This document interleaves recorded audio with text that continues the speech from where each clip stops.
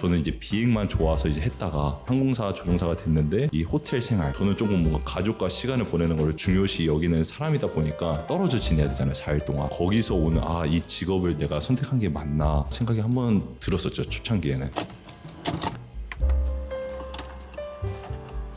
파일럿의 평균적인 하루는 어떤 모습인지 참 궁금해서 그런 부분들 좀 나눠주실 수 있으실까요? 좋습니다. 조종사들 중에서도 뭐 화물기를 모시는 분들이 계시고 다른 곳을 모시는 분들이 계신데 저 같은 경우는 이제 항공사 에어라인 쪽에 있잖아요. 그래서 거기에 평균적인 하루 모습을 보여주면은 저 같은 경우는 아직 장거리 비행을 안 해요. 큰 비행은 아니고 한 80명 정도 그런 소규모 비행기를 몰고 있고 그러다 보니까 비행이 하루에 평균적으로 한 3개? 많게는 한 4개 정도 하거든요. 제가 베이스가 뉴욕이거든요. 그래서 뭐 뉴욕에서 뭐 버지니아, 뭐 리치먼드 가거나 아니면 뉴욕에서 조금 위쪽, 뭐 버팔로 같은 데 가던가 그런 비행을 하루에 한 3-4개 정도 하게 되죠. 평균적인 스케줄을 보게 되면은 저희는 4일 비행을 나가요, 보통. 일주일에 4일, 그리고 뭐 한 3-4일 쉬었다가 또 4일 비행 나가고 4일 비행이 한 달에 많으면 한 4개 정도, 좀 적으면은 3개 정도 그렇게 하게 되거든요. 이게 또 스케줄마다 좀 차이가 있어가지고 이거는 좀 평균적인 걸 보여드린 건데 그래서 이제 4일 비행이다 하면은 총 3일을 다른 데서 자게 될 거 아니에요. 3박 4일이 비행인 거잖아요. 하루마다 돌아오는 게 아니고 그렇죠. 그럼 4일 비행을 나가면 호텔에 되게 많이 지내겠네요. 그렇죠. 호텔 생활도 많이 하게 되고 그런 걸 또 부러워하시는 분들이 있는데 좀 이따가 한번 얘기 나눠드리고 첫째 날에 만약에 내가 비행이 3개다 하면은 뉴욕에서 시작했다가 버팔로 갔다가 다시 뉴욕 갔다가 뉴욕에서 버지니아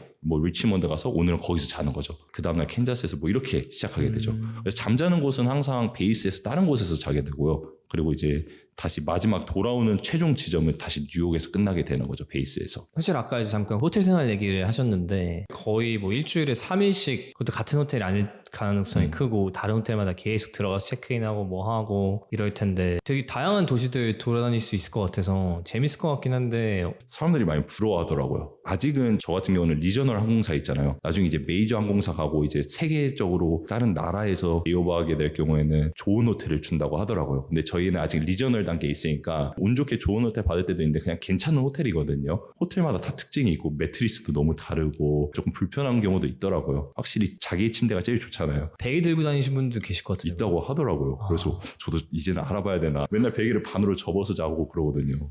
그 생각해보니까 거기 여행 가는 게 아니니까 다음날 뭐 비행이 있든지 아니면 바로 또 어디 나가야 될 수도 있고 잘 둘러보기가 힘들 수도 있겠네요. 그 도시들을. 그 시간이 조금 길고 그리고 그 도시가 뭔가 볼 게 있고 처음 가봤고 하면은 나가서 보려고 하는 스타일인 것 같아요. 저 같은 경우는 그런 걸 또 좋아하는 스타일이고 호캉스보다는 나가 있는 걸 좋아하다 보니까 근데 이제 짧고 그 도시를 이미 한번 가봤고 하게 될 경우에는 그냥 호텔에서 좀 쉬게 되는 날도 있죠. 사실 근데 2년 차니까 사실 그렇지 20년씩 30년씩 타신 분들은 진짜 별 감흥이 없겠네요. 다니는 게. 그렇죠. 그분들은 근데 또 어느 곳에 갈 때마다 거기 또 호텔 그 맛집들을 또 다 알고 있더라고요. 그때그때마다 가보는 그런 기장님들도 또 계시더라고요. 나중에 어디 여행 갈 때 맛집 리스트는 파일럿들한테 물어봐야겠네. 그래서 진짜 궁금한 게 있는데 좀 웃긴 질문일 수도 있는데 호텔이랑 이제 비행을 많이 하잖아요. 포인트 이런 거는 개인적으로 받나요? 아니면 근데 생각해보니까 비행기 마일리지는 필요가 없겠네요. 그렇죠. 저희 같은 경우는 항공사 쪽에 있다 보니까 비행 마일리지를 모을 필요가 없죠. 그리고 가족들도 좀 혜택을 받지 않나요? 맞아요. 저희 같은 경우는 지금 부모님 다 공짜고요. 결혼하셨으면 그 배우자나 자녀들도 할 수 있고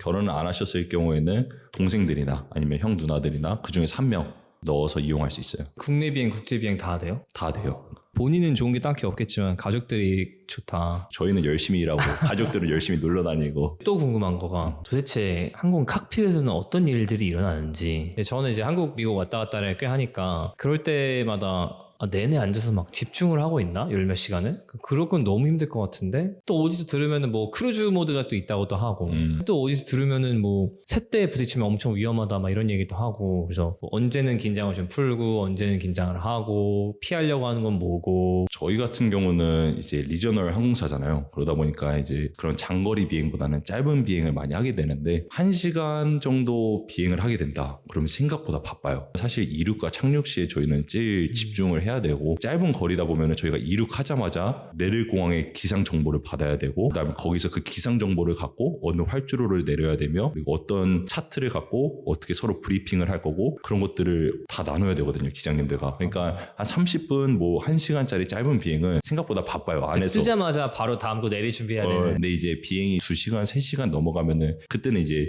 조금 올라가서 여유 있는 시간이 있기는 하죠. 날씨가 좋을 경우는 그래도 감사하게 조금 쉬면서 비행 계기판을 계속 지켜보고 있는데 이제 날씨가 안 좋을 경우에는 저희가 구름을 피해야 될 때도 있고 밤에는 이제 구름이 안 보이잖아요. 그럴 때는 오로지 그 레이더에 의존해가지고 집중을 많이 해야 되죠. 그래서 날씨가 안 좋을 때는 조금 더 집중을 하게 되는 경우가 있는 것 같아요.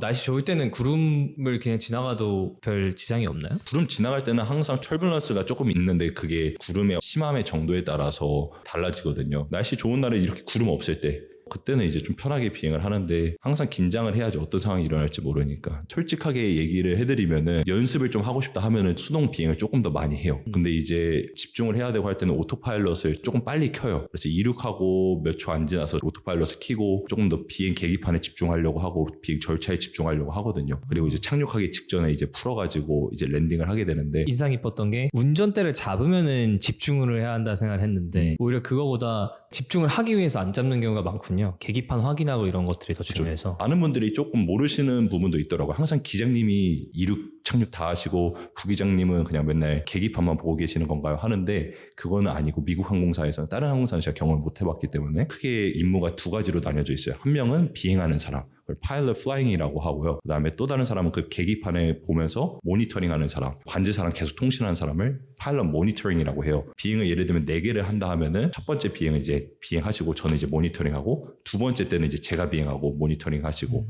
이렇게 번갈아 가면서 하게 되죠. 보통은. 그러면 그 4일 비행 이렇게 나갈 때 같은 크루로 계속 다니나요? 아니면 첫날에 4일 동안 같이 비행할 기장님들과 승무원들을 보게 돼요. 승무원들은 뭐 중간중간에 바뀌는 경우가 조금은 많은 편이고 기장님들이랑은 이제 중간에 날씨나 비행기 정비 이슈나 그런 이슈가 없지 않는 이상은 똑같은 분이랑 가게 되고요. 그러면 되게 친해질 수도 있겠네요. 계속 같이 하니까. 맞아요. 첫째 날에는 이제 어색하죠. 저희도 서로 처음 보는 사람들은 좀 어색하잖아요. 처음 보는 사람들이 많나요? 조금 신기한 게 저희 항공 파일럿 업계는 모르겠어요. 한국이나 그런 쪽은 잘 모르겠는데 저희는 이렇게 4일 비행 한 번 하면은 그 기장님을 만날 일이 거의 없어요. 똑같이 한 번 다시 비행할 일이. 아 진짜요? 엄청 많나 보네요 파일럿이? 파일럿이 많고 맨날 다른 베이스로 가시는 분들도 계시고 여러 가지 요인들이 있다 보니까 두 번 같이 비행한 기장님이 2번밖에 없고 2년 동안. 처음엔 이제 어색하죠. 저희 서로 만나서 이제 악수하고 이제 4일 비행하면은 재밌어요. 근데 미국인들은 대부분 스몰 토크를 좋아하면서 서로 알아가려는 그런 분들이 조금 많으셔가지고 스몰 토크를 저도 처음에 어려웠는데 또 하다 보니까 이게 늘게 되더라고요. 되게 신기한 것 같아요. 저도 파일럿들이 당연히 다 친할 줄 알았어요.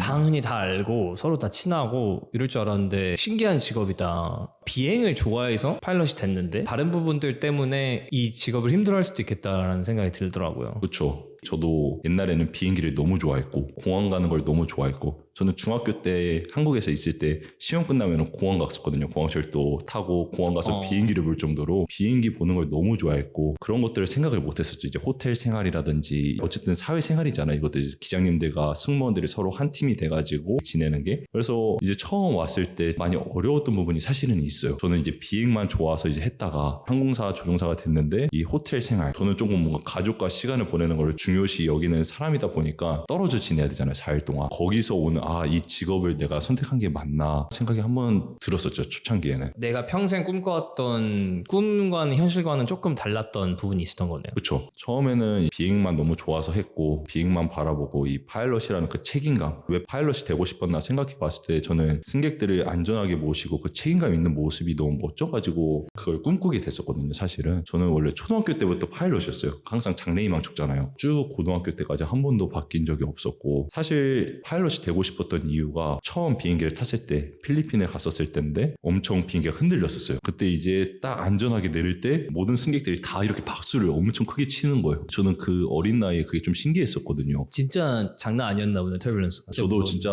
귀가 아파가지고 그 승무원들이 그런 약, 물 같은 거를 갖다 줄 정도로 조금 심했었는데 그리고 이제 딱 내리고 박수 치는 그 모습이 조금 신기했었어요. 근데 이제 사람들이 나가면서 비행기 앞에 조종사분들이 계셨는데 엄청 고마워하면서 나가면서 그런 모습을 제가 어린 나이에 딱 보면서 진짜 책임감 있는 그런 모습을 보면서 파일럿을 꿈꿔왔었죠. 비행 자격증 딸 때는 비행만 하면 됐으니까 너무 좋았고, 근데 이제 항공사 조종사가 되고 나서 호텔 생활하고 가족과 떨어져 지내고 하니까 아 이게 내가 원했던 삶이 맞나? 이런 외적인 요인을 조금 보게 되는 거예요. 아 이 생활이 내가 앞으로 3, 40년을 해야 되는데 과연 내가 할 수 있을까라는 생각이 딱 들었던 거죠.